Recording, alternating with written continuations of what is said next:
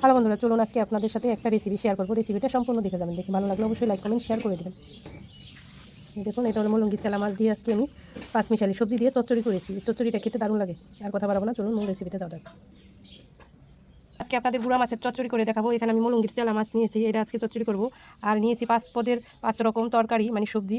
এখানে কাঁঠালের দানা আছে, আলু আছে, তারপর ডাঁটা আছে, তারপর একটা কারকল আছে। এগুলো আমি সুন্দর করে কেটে নিয়েছি। এগুলো দিয়ে আজকে গুঁড়া মাছের চচ্চড়ি করবো অন্যরকম করে। প্রথমে আমি মাছটায় নুন হলুদ মাখিয়ে নিব। নুন হলুদটা এখন মাখিয়ে নেব। গুঁড়া মাছটা আমার নুন হলুদ মাখানো হয়ে গেছে। এখন চলুন চুলায় জ্বালিয়ে দিচ্ছি। চুলাইতে কড়াই বসিয়ে দিলাম। কড়াইটা গরম হওয়ার জন্য অপেক্ষা করব। এখন কড়াইতে সরিষার তেল দিয়ে দিচ্ছি। তেলটা গরম হয়েছে নাকি তা দেখার জন্য গোটা জিরে দিয়ে দিলাম। হ্যাঁ, তেল গরম হয়ে গেছে। এখন মাছগুলো ছেড়ে দেবো। মাছগুলো এখন ভেজে নেব। সম্পূর্ণ মাছগুলো আমি দিয়ে দিয়েছি কড়াইতে। এখন উল্টে পাল্টে মাছগুলো সুন্দর করে ভেজে নেব।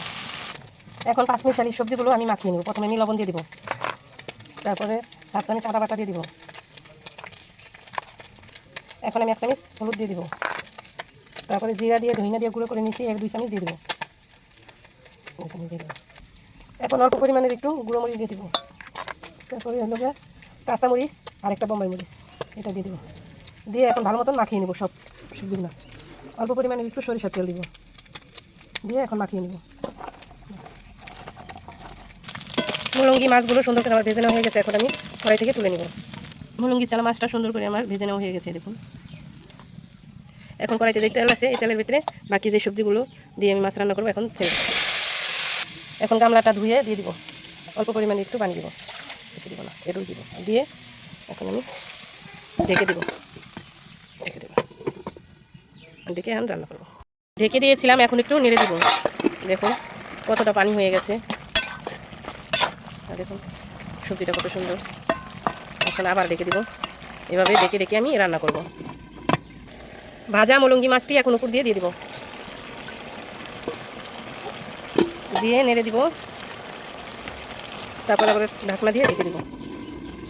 ঢাকনাটা এখন নামিয়ে নিব, আর ডাকবো না। এখন মুলঙ্গি চালা মাছের চচ্চড়ি করা হয়ে গেছে। এখন উপর দিয়ে একটু ধনিয়া পাতা ছিটিয়ে নামিয়ে নেব।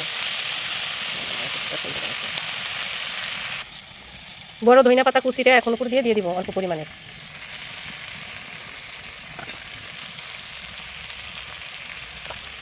একটু নেড়ে দিব।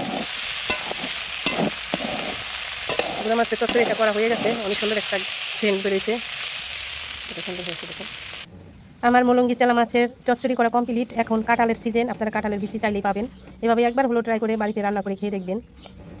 এই রেসিপিটা দারুণ লাগে এবং এই রান্নাটা আমার কাছে অনেক ভালো লাগে, তাই আমি এভাবে রান্নাটা করি। একবার হলো ট্রাই করে। আর আশা করি লাইক কমেন্ট শেয়ার অবশ্যই করবেন। আর ভিডিওটা দেখার জন্য ধন্যবাদ।